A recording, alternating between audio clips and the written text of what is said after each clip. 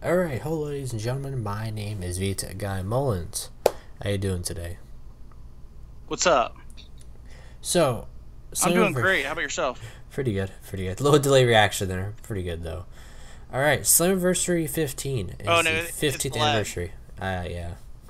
So, kicking off, you want to talk about the pre-show first? Of course we got to. Involved our buddy Congo Kong, teaming up with KM and Laurel Van Ness. Sadly, they were defeated by Ali, Braxton Sutter, and Mahabali Shira. You're going to notice a solid trend with the pay-per-view of most of what should have happened in terms of, like, good guys winning kind of happened. I guess you could say it was predictable, but everything felt just right. You know what I mean, Mullins? Exactly. Mm-hmm. It was definitely like me and you both said leading up to this event. It needed to be the new this needed to be the kickoff party for the new era, and Yeah. it definitely delivered. Yeah, the new era of Impact, or should I say Global Force Wrestling Impact Thursday nights. Yeah, sounds about Yes, right. Global Force, GFW. Sounds about right there. What'd you think about the commentary? We had Don West, our guy who is just making me lose all my money on the brown bags on commentary. He's great. He was great. And Robert Flores, who I was kind of worried about at first, but he grew on me during the show, and hopefully he comes back. He was really good. So. Yeah, I know him. Obviously, he's Sports Center announcer. He's a big wrestling fan. Like you could tell, like whenever you watch him on Sports Center, he throws in a lot of wrestling references. So you could tell he was a wrestling fan just because like he would work him into like every time he was announced like doing highlights or anything, he'd throw like wrestling references in there. But he definitely impressed me for like being more than like it was his first wrestling event to my knowledge. Yeah, as far as, I'm aware of. Yeah. I would definitely say this, there were some minor errors of him Yeah, like commentating, but it wasn't too bad.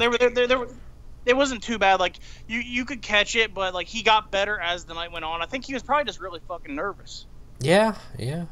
Like you probably like because you got to think about that. It's a very different atmosphere, especially when you don't really know. Like if you're not used to that like system. I think he did good, though. I think they'll bring him back. So let's talk about the opening match of the night. That's definitely. We had the Most four-way definitely. Impact Wrestling World / GFW Tag Team title match. The unification match, even though the champs already have the belts, so I don't know how they're unified or how they're not unified when they're already unified because it's held under the same ownership. Anyways, we have LAX, the team of Ortiz and Santana, the new guys, who are not really new anymore. Now they're kind of floating around. They got the belts. LAX, they got Conan on their side. They got both belts. They had both Diamante. belts. Yeah, he held Del Fantasma, who you might know as King Cuerno and Drago, versus Laredo Kid and Garza Jr. It's nice to see them in the match, versus Naomi Chimera-Fuji and Taiji Ishimori. They're from the Noah Alliance. So we had the Noah Alliance and the AAA Alliance, with Global Force. They are being showcased, as well as, their own talent with Laredo Kid and Garza Jr. Crash, yep, correct.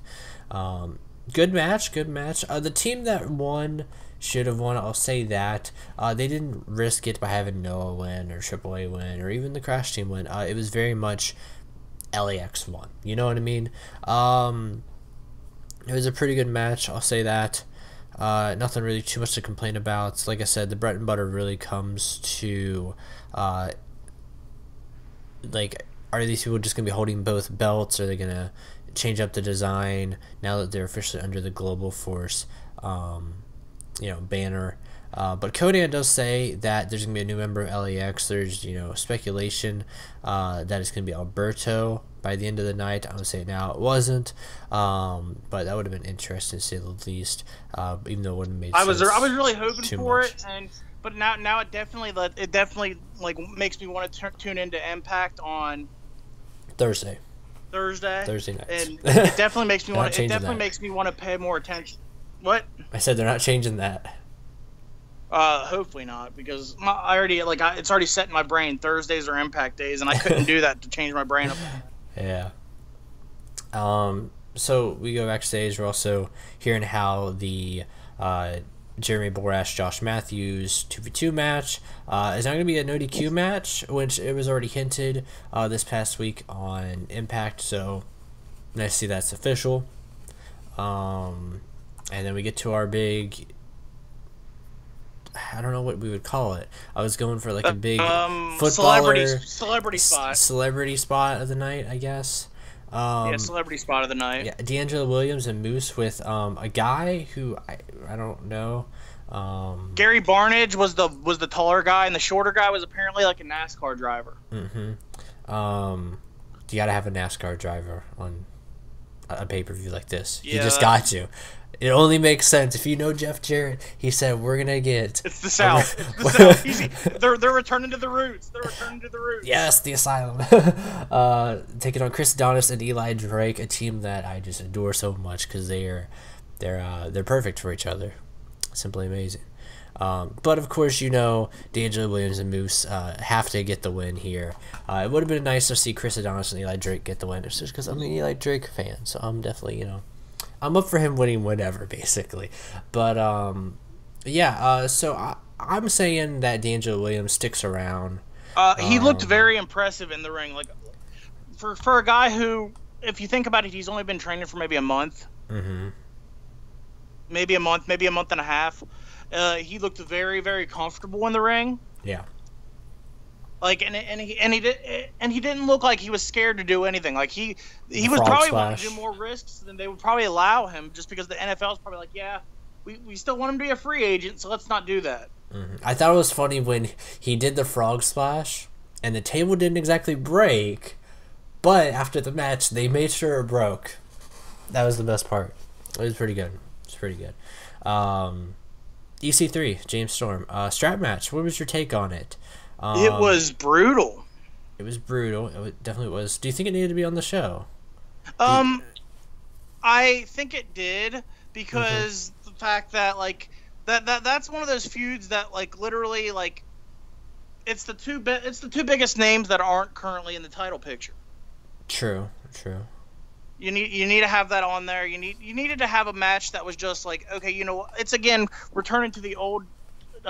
When everything used to have because back when Impact and TNA was first coming into their own, there was a lot of very gimmicky matches, and you needed to have a match like a strap match there. Yeah, it feels right too. EC3 though, able to pick up the win. Yeah, but due to stoppage, dude fell like a ton of bricks. Yeah. James Storm, I hope he's okay. I hope that's a work, and I hope he's not seriously hurt. But it definitely looked bad because he fell like a ton of bricks. Do you think Storm should have won it, or do you think EC3 should have won it? I mean, the thing is, Storm really doesn't have much to gain. For the nostalgia, I think Storm should have won it. Yeah, but I think that's the only match where I would have said have the older guy go over. The thing is the only thing I can think of is the fact that if they do not decide to go with Patron to LAX, it's now you got a heel challenger for a face champion. True.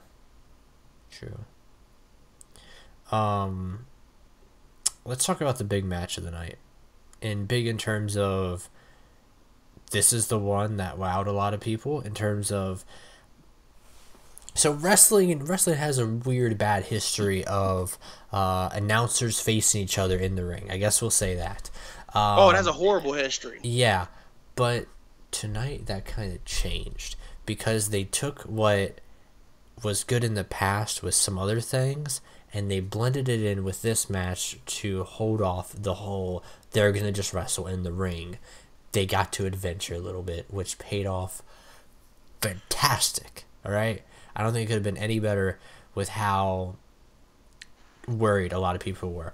I kind of feel like deep down inside this match was going to be special, and that's exactly what it was. Jerry Borash and Joseph Park, or should I say Abyss, later to be James Mitchell also, and Shark Boy, taking on Josh Matthews and Scott Steiner, badasses in a no DQ match. Man, just So half the match, or I should say majority of the match, like I said, it was split up between the pre-recorded footage and the in-ring action. Scott Steiner on a golf cart yelling fat asses is the greatest thing in the world.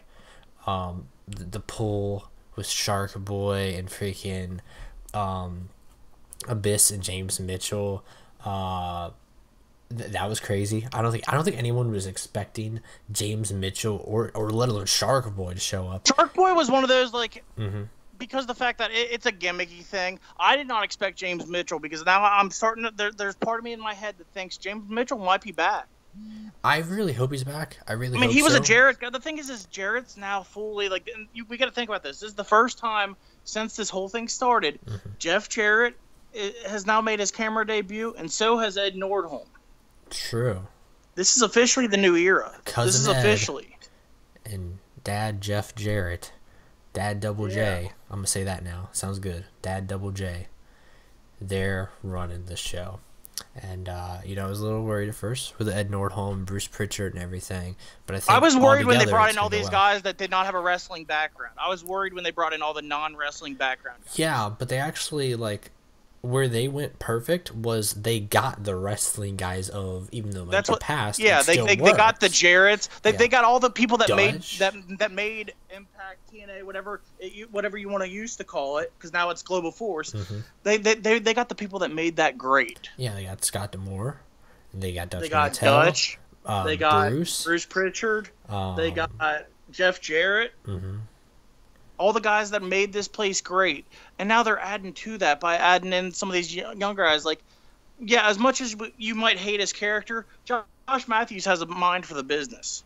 Yes, and he's a lifelong fan. He's got a very good mind for the business. Props off to him and Jeremy Borash for taking the thumbtack spot during the match.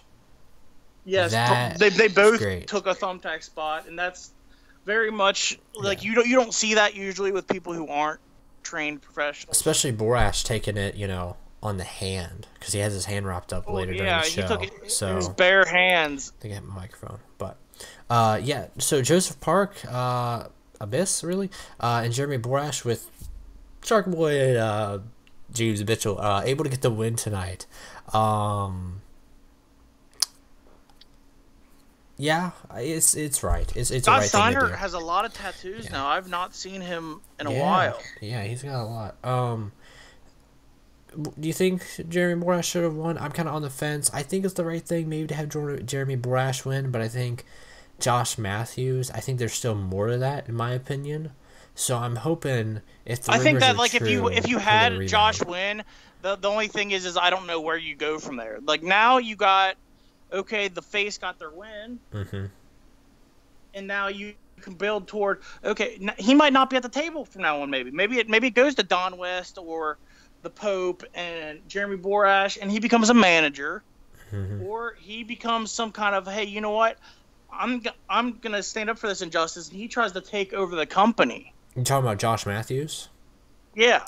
I was just thinking a very simple Josh Matthews and you can go in Pope feud next, but yeah, that works too. Especially him with the managing part. I like that. I don't know if Scott Steiner's going to stick around or if this. Well, he's the thing is he's a very good talker, and he has a very good presence about himself. He handles himself like someone who you'd be like, oh well, that's a good manager. Full Metal Mayhem, Alicia Edwards and Eddie Edwards, Angel Love and Davey Richards. It was a good match, but it kind of goes back to what you said with a ladder match without something to climb ladder match without something to retrieve. I guess at the same time it's the pinning inside of a cage. Majority of the reason of a cage match you want to escape, but I could see the pin in that match. So I guess you could see it in the Full Metal Mayhem match. I mean, the way they could have just called this no DQ at that point, because all Full Metal Mayhem means when you're not retrieving anything is basically it's a TLC match with nothing to retrieve. Tables, ladders, and chairs are legal. Yeah. Eddie and Alicia win. Pretty good. Do you think this is the end of Alicia there, and do you think this is the end of maybe out of the 4 people in this match? Who do you think is staying? Who do you think is slowly going to drift out? I see Eddie staying. Yep. Davey, I think this was Davey's swan song. I think. Yeah. Angel. Because the way I look at it is the fact that like this feud, there's nowhere to go with it. And the way I looked at it is because I was thinking about it when this match first actually kicked off. I just thought how great it was that they're all in real life. They're all the 4 closest friends you got. Yeah. That's basically 4 close. Basically, they're all family basically. Mm-hmm. And they all were in the ring to get together tonight.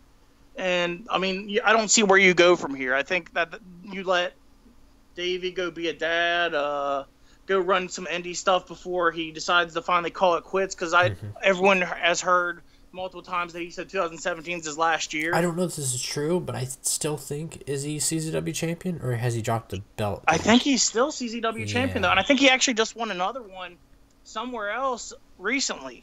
It's crazy. He's doing good for himself, but yeah, I think he won another one. Angelina, do you think either one's staying? I'll say Angelina stays, maybe, or maybe Alicia stays. I don't think Angelina stays. Angelina's a mom. Mm-hmm. Do you think Alicia will stay? Angelina only showed up.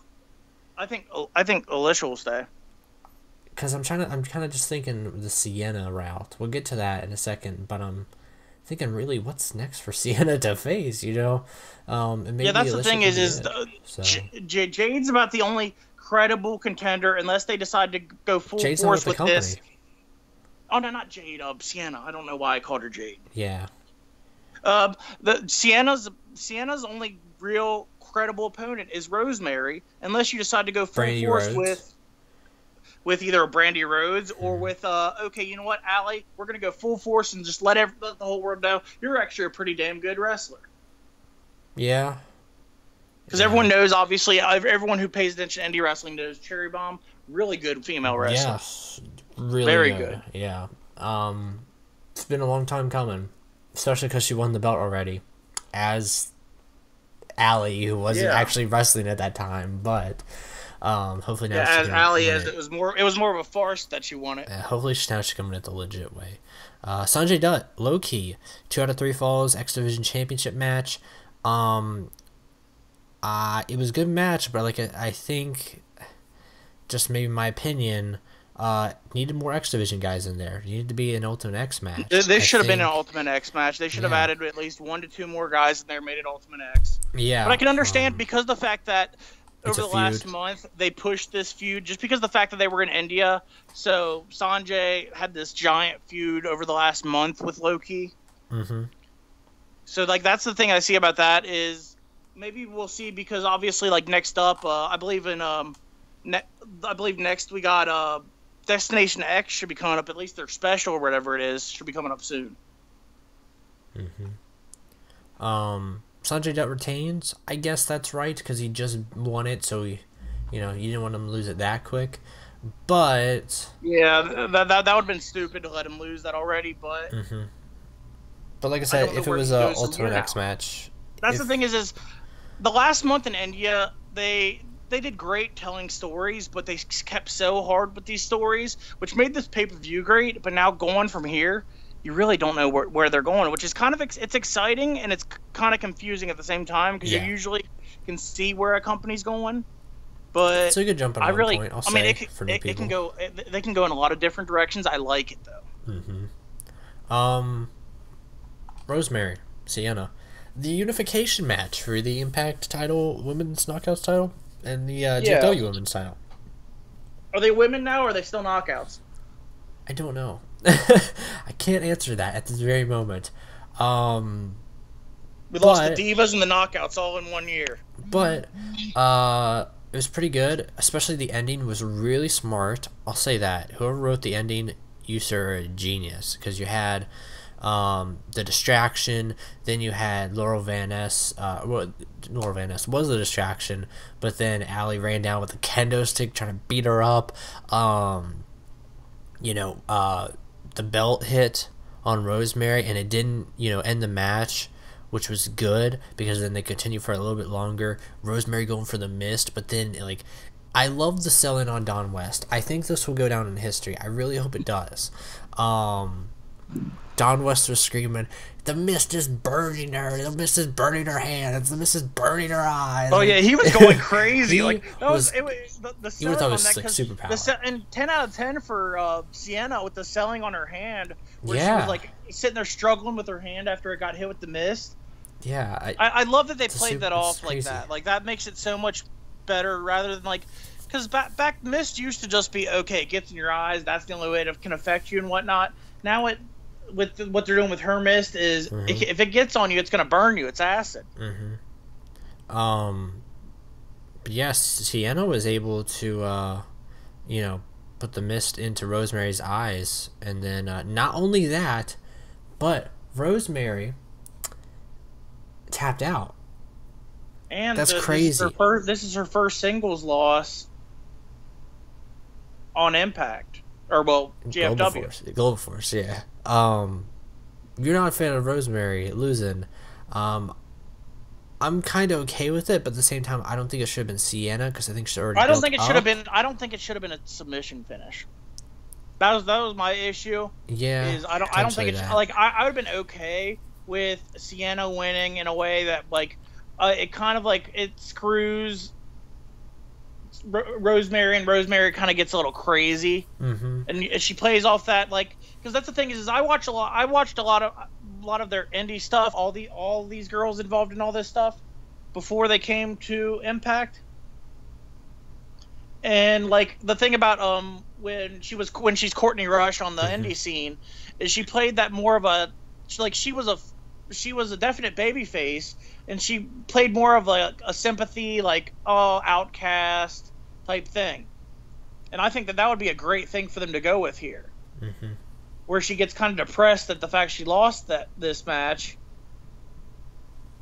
and then all of a sudden things just hit the fan. Yeah, the only problem we have here, in my opinion, with this new United GFW Knockouts Women's Champion, Sienna, is like you were saying before. What's next?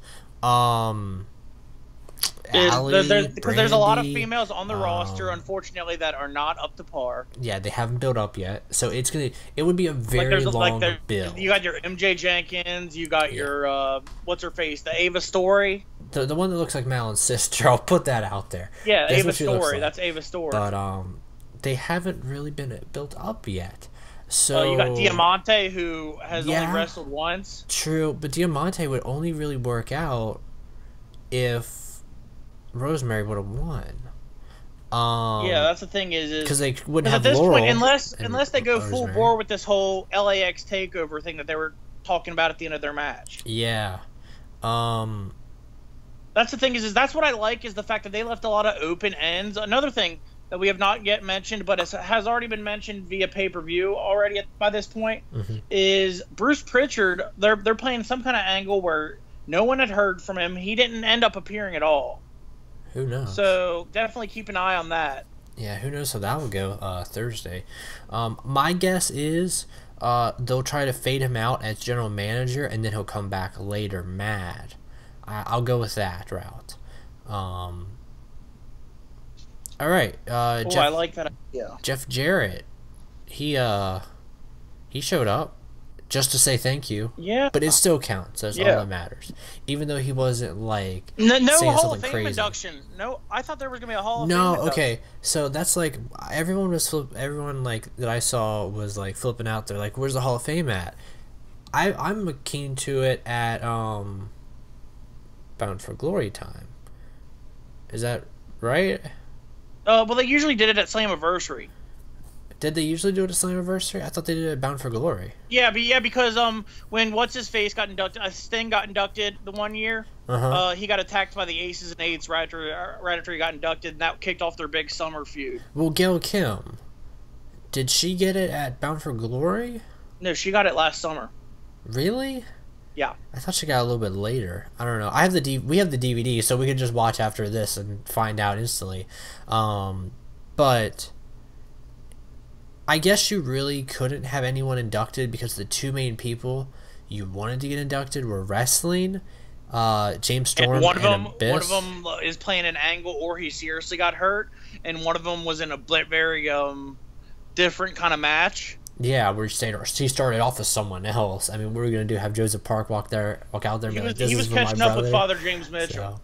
So, I get, yeah, like I said though, I think Global or Bound for Glory is probably where this one's going to take place, because everything hopefully will line up there. I could see Bound for Glory become their WrestleMania, and yeah, they switch it up to that. Yeah, I don't know. Maybe it was just me in the back of my head thinking it was Bound for Glory when they did this. No, that's truly the only reason is how I told you. That's the only reason I know is because the fact that like they used that little thing to kick off that summer angle with the Aces and Eights. Yeah, I remember that. So yeah, when Jeff Jarrett came out, Jeremy Borash was the one to say, hey, here's Jeff Jarrett, the King of the Mountain, and you can see where his hands are all taped up from the thumbtack spot. Like I said, Jeff Jarrett goes out there, says thank you, and we roll straight into our main event match. Alberto El Patron, I said that, comes out with Dos Caras, and I can't remember his brother's name. Do you remember? Isn't it Sienna Caras? Something like that. I said it would have been funny if they had a female luchador out there. That was a little pale with black hair. A little pale, black hair, had a little poppy tattoo on her finger. It would have been funny if they would have done that, and it didn't necessarily need to be Paige, but I just thought it would have been funny. It would have been funny as hell because the internet would have blown up. Yeah, you couldn't really say it's Paige, but at the same time, because like shove a mask on, you could usually fool people, but at the same time, like you're really messing with people. It would be funny, but they wanted to keep the serious vibe there, and I could appreciate that, especially because like you see Lashley come out with like 30 people. Like everybody in the world. Yeah. King Mo comes out with the crown, which is amazing. I thought he was just coming out with King Mo. He came out with so many people. Like everybody in MMA shows up. It was great. I will forever remember Dos Caras, the original Alberto's father, chopping the crap out of freaking King Mo. He kicked him in the dick. Props off to Alberto's father during that. He was not holding back on King Mo. It was great. I just love that they went all out tonight. Like everybody went all out. You could tell, like you could tell everyone was hyped. It's that whole thing that me and you talked about when we talked with Congo Kong the other day. It seems like everyone's having so much fun, and it's awesome to see this in wrestling. The ending though, on the was the only thing I didn't necessarily agree with. I don't know about you. It was very out of nowhere. I don't know if that was good or bad. Well, the thing is I told you about the fact that like it kind of ticked me off that the fact that like he was holding himself on that rope. Yeah. For that move, which kind of it just looked very cheesy. Yeah, Lashley was in the in between. Yeah, like he wasn't even like I could see if he was tied up in like the turnbuckle area. Yeah, that's where he'll usually do it.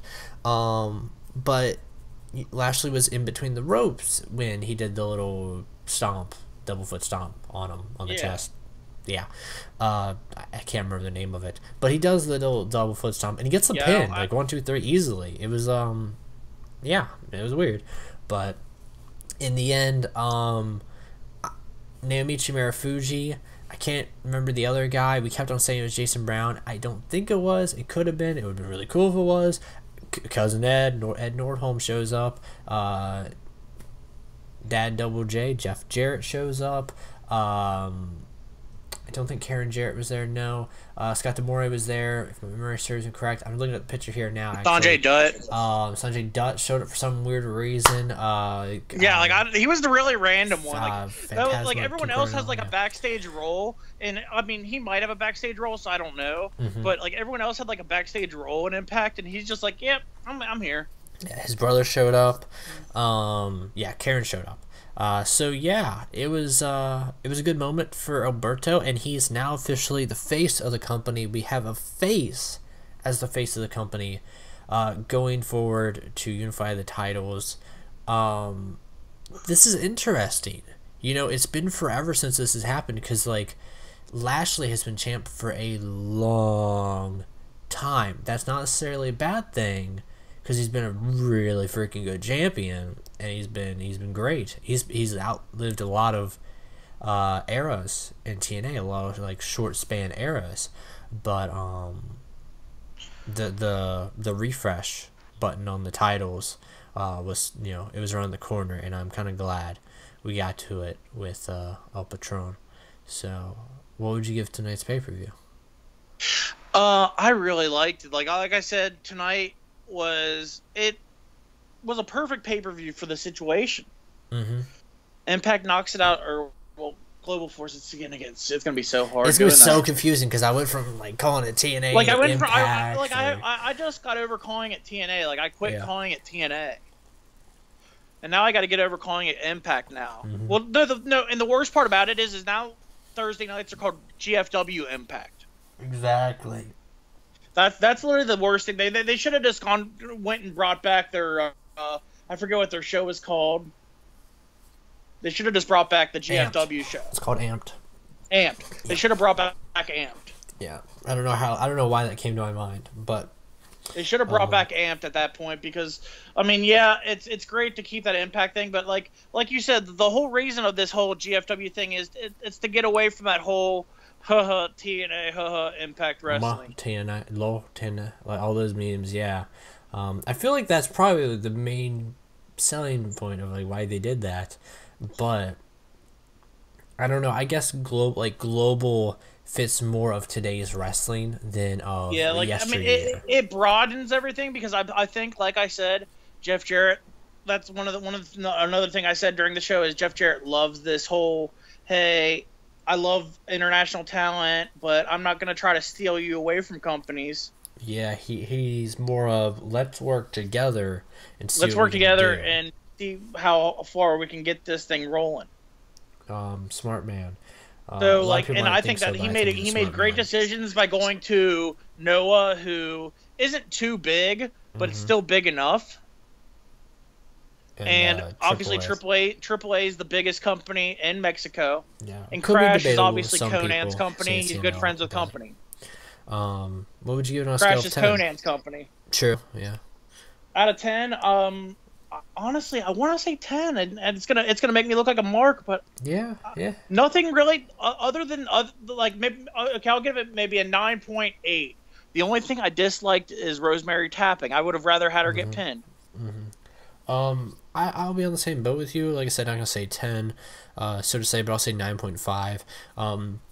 Only for the fact that like everything. I know it's really bad to say this, but I'm so used to a wrestling show where everything not necessarily should happen in our favor. You know what I mean? Like I'm so used to something happening that we don't want, but it's gonna help us later down the road that we don't see. You know what I mean? Like when people say, "Oh, this guy won, let's flip out." Later down the line, it'll pay off because of another person we like beating the guy we don't necessarily like winning. Exactly. But everything kind of played out in our favor, so I'm not used to that. So that's why I'm only taking off the half a point, and maybe because of some weird stuff that happened. Other than that, great show. Like I said, I was worried about the commentary. The guy did great. Don West did great. Fantastic commentary. If you wanted storytelling, Slammiversary was good for you, and if you're new to Global Force, I should say now, this is a good jumping on point. And with that, good night, everyone, and catch you later. We'll see you Thursday nights for Global Force Impact.